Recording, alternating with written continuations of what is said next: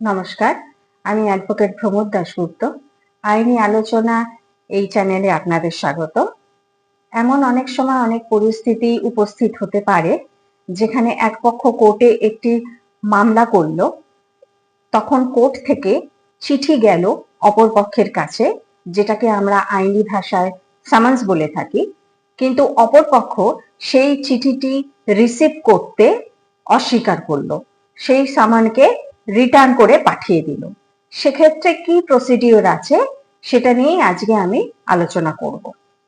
যদি এরকম কোনো ঘটনা ঘটে তাহলে under order 5 of civil procedure code and under section 62 of criminal procedure code, bailiff যাকে আমরা বলি, অর্থাৎ কিনা যারা কোর্টের ওই সমনটা নিয়ে যান, তারা যদি সেই রিফিউজডটাকে সঠিকভাবে লিখে দেয় যে হ্যাঁ, ওই যিনি কোর্টের সমনটি পেয়েছেন তিনি এই সমনটি নিতে অস্বীকার করছেন, তাহলে সেটা ধরে নেওয়া হবে যে কোর্টের ওই প্রসিডিংটা যে ওনার এগেনস্টে হয়েছে সেটা উনি জানেন।